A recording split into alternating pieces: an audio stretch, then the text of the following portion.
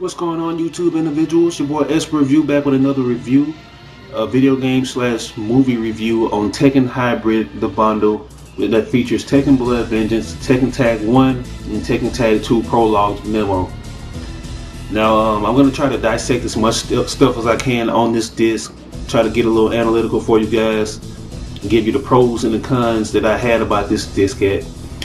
So the first thing that I want to do a review on is Tekken Blood Vengeance, the movie. This movie is a lot of stuff that I didn't like about the movie, but I can say that it did exceed my expectations. You know, I was a little scared at first when I heard about this shit, and scared about the production company that was going to be doing the CG and stuff like that, Digital Frontier. I'm not really a big fan of Digital Frontier because of where's that movie at? This movie right here, Resident Evil Degeneration, that's supposed to be based out the Resident Evil 4 with Leon Kennedy. I almost spit a loogie out. I hate this shit right here a lot. This really didn't capture the atmosphere of Resident Evil 4. It wasn't scary. The characters just didn't seem themselves. The motion capture sucked. And the freaking character design sucked. You know, I was expecting to see over-the-top stunts by Leon Kennedy, see him doing a lot of evasive maneuvering and flipping over zombies and doing all kind of cool moves. But you don't really see that up in this movie. You just get like a drug-out story with dry voice acting on Japanese and English audio. Sucked. I was scared to watch this movie right here, Tekken Blood Vengeance, because of that movie right there. But this movie right here is in a total different league from the Degenerations in a good way. And what Tekken Blood Vengeance does a good job of, it actually gives you the feel of a Tekken cutscene. It's like an extended Tekken cutscene, like from the Tekken 4 all the way up to the Tekken 5. Since I don't like Tekken 6, Tekken 6 had the worst cutscenes. They went all the way back to Tekken 1 and Tekken 2 style cutscenes, you know, those 30-second cutscenes that are reused. Everybody has like the same story and shit. Hated that shit. But this shit right here, son, this shit right here, it's freaking awesome. It's freaking win. I love everything about this movie. A couple of things that I didn't like: the characters that they follow, that are gonna be the main part of the movie. Ling Xiaoyu and Elisa Bleskanovich. I hated those characters, like how they used those characters the most and how they had them on screen time. I wanted to see more Mishima fights between Kazuya and Jean and Heihachi. I wanted to see those fights the most, you know. I mean, if you got people that are fans of the series and they know what it's all about and they know who gets into the most fights and who has the most quarrels, give it to them. Give it to them like Final Fantasy Advent Children did. They knew that people knew all the characters. They gave them big fights. They had a lot of fights up in it. You know, it's all right to have a lot of dialogue and just, you know, just talking and stuff, but you want to see good fights mixed in with it. And this movie fails to deliver on good pacing. The pacing is kind of slow on this movie, especially if you try to watch it the second time around, which I did. I found myself going back and, you know, skipping certain scenes and trying to get into the fight because there's just a lot of dialogue and talk, and you know, it's just boring and drug out, man. But I can kind of relate to it, like the director said. You know, Katsuhiro Harada, he said, you know, you don't want to see overpowered villains with supernatural abilities just fighting a lot up in the movie. You want to have a humanistic character who you can relate to, you know, who's weak, who's vulnerable, who can, you know, show pain. You're not really gonna see that with people like Kazuya and Heihachi and Jean, you know, since they have that devil shit with them, you know. So it is somewhat relatable, but I still want to see the fucking the throwdowns with the Mishimas, man, because that's what the movie is called. It's Blood Vengeance. When you have that title, you know it's gonna be about the Mishimas, man, because they have a very volatile relationship. There have been a lot of fights all the way from Tekken 1. It's always been about rebellion. You know, Kazuya, he rebelled against Heihachi because he threw him off the cliff or whatever, and he got that scar on his chest, and that's how he acquired the devil gene or whatever. Jean rebelled against Kazuya, his father, after the death of his mother and stuff, and how he didn't want to be part of the Mishima bloodline, how he denounced his, he just disowned himself from the Mishimas completely. Hell, even Heihachi, he disowned himself away from Jinpachi, bound the guy under the Mishima's Zaibatsu. That's how it is. It's inevitable that these guys have quarrels with each other, that these guys have like beefs with each other. It's been like in the father-son Mishima bloodline for years. So yeah, I want to see that. Let those motherfuckers show out. But like I said, the action is good. You get to see people's special techniques and stuff that you see up on the game. Got to see Ling Xiaoyu's palm strike that she does. I don't know the name of the move. I got to see that. You also get a chance to see Elisa do some of her moves that she does up in Tekken 6, like the chainsaw arms, the rejectable head that she always uses to like blow people up and, you know, make it explode. You have to see her do a rocket thruster kicks and stuff. Fly with them little fairy jetpack wings that she got, and little cheek wings. You got to see that up in there. I was liking that. I mean, you know, you just got to see a lot of stuff. The Mishima fight. The Mishima fight was so badass. It felt just like a Tekken 6 or Tekken 5 cutscene. The choreography was just perfect, man. The way they had them dudes fighting, it was just a fucking free-for-all throwdown between the Mishimas, man. Kazuya, who I was rooting for a lot, I liked him. They don't have the dude that does the voice for Kazuya from Tekken 4, 5, and I think 6. I think his last name is Morikawa. I don't remember his first name. Forgive me for that. But they have Ishin Chiba doing the voice of Gene. He returned to do the voice of Gene from the game. The guy that does the voice of him from Tekken 5, 4, and 6. They have him up in there. But if you guys don't know, they don't have Daisuke Gowdy. Daisuke Gowdy was the voice of Heihachi from Tekken 4, 5, and 6. He died shortly after Tekken 6's release up in January of last year. It was an awesome voice actor. He really lended you know, a good talent to that character. Very menacing. I love the laugh that Heihachi used to do. They'd be like, Wah! You know how Heihachi is. It's kind of like the Hulk Hogan of Tekken, for real. They don't have that voice actor up in there. And I think that's why they went ahead and they gave you that young Heihachi, you know, just kind of, you know, pay their respects to that voice actor. You know, people were wondering why they did that. Because Heihachi, he was the hardest character up in Tekken 1, so I can see why. But a lot of cameos, you know, you have Gon Ryu playing the gym teacher, you have Xiaoyu's Panda Bear, and you have Lee, which I've been disappointed in the most because I feel like they've just totally alienated Lee from the main story.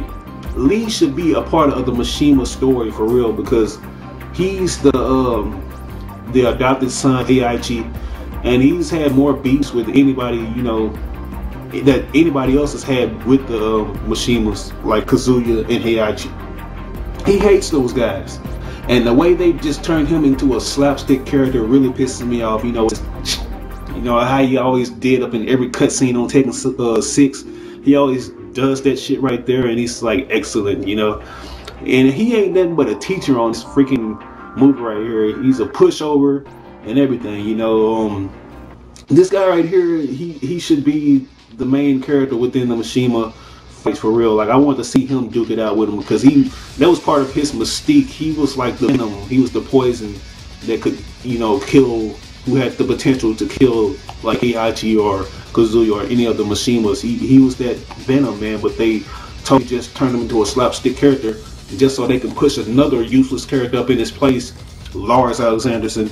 I had to call him out. I can't stand that little with his infinite combos and that freaking lightning claw. Can't stand that shit.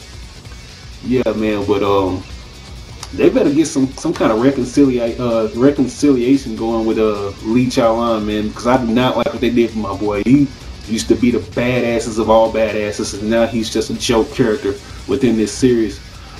So yeah, other than that, the movie was very good. You know, I really enjoyed myself. Seeing a lot of classic moves, seeing my boy Heihachi do his little Batista bomb. You know, it was going at it, Kazuya throwing people all around and stuff. And you also got a chance to see Gene show off his moves, his little rapid fist punches. I wanted to see the tidal wave slam where he's like, shot, shit, you know, slamming down, but they didn't show that. They show the devil forms, They showed Jin's devil form and they showed Kazuya's devil forms. Totally different. New remodeled characters like Kazuya's devil form. It got a major upgrade. It's like demons in armor. You know, it's like an armor-clad demon basically. That's how their forms were, and they were very awesome to look at. Jin, he had 2 forms, were awesome. Voice acting was good up in English or Japanese. You know, minor glitches on the lip flops for the English dub. And what I wanted them to do, I wanted them to mix it in, you know, like they did on Tekken the Game. Just mix in the English. People that can speak English, mix it in with them, like Nina and Anna, since they can speak English, getting them in English dialogue. And the Japanese characters like Jin and Kazuya, just give them Japanese dialogue. But if you're going to put them up in the English, it's going to have 4. And if you're going to put them in Japanese, it's going to have 4 Japanese for even the American and the English characters. But all in all, did a good job on this. Just a couple of minor complaints about it. You know, if I was to give the movie a rating, it would definitely be a 9 out of 10. Now for the bonus content, which is the biggest drawback.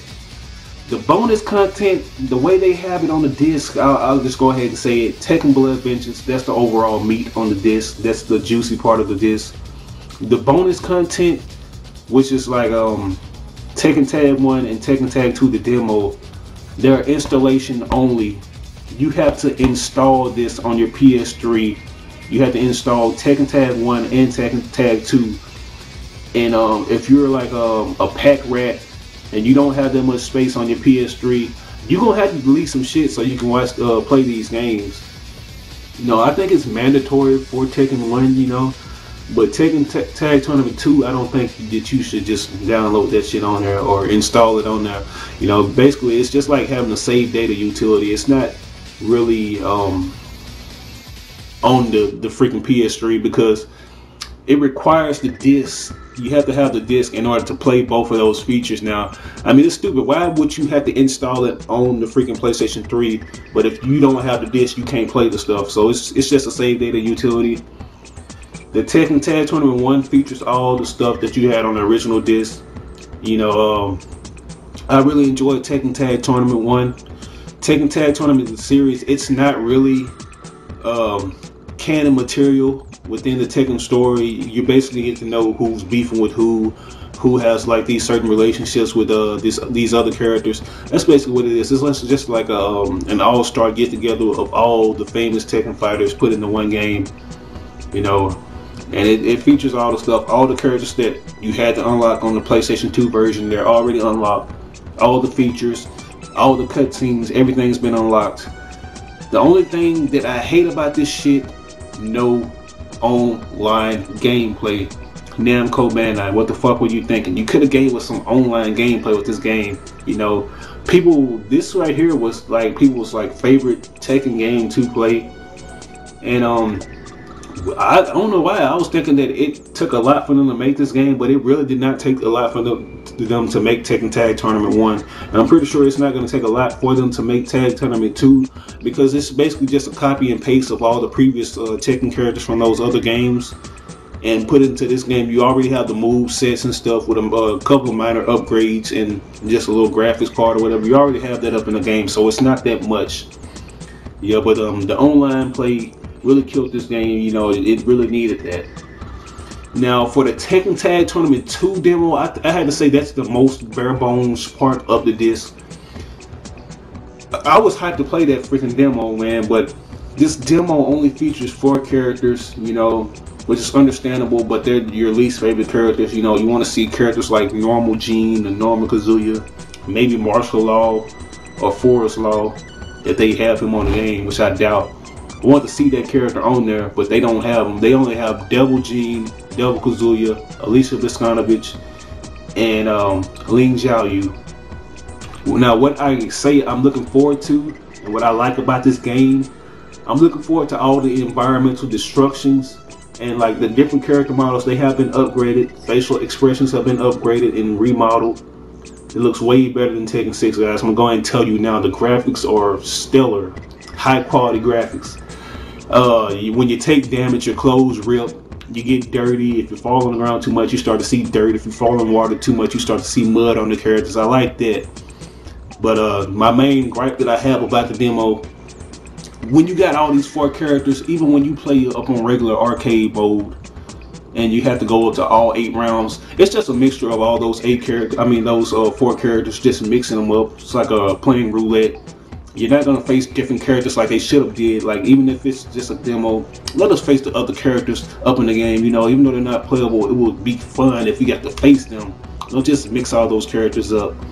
So all in all, the bonus content is pretty much bare bones.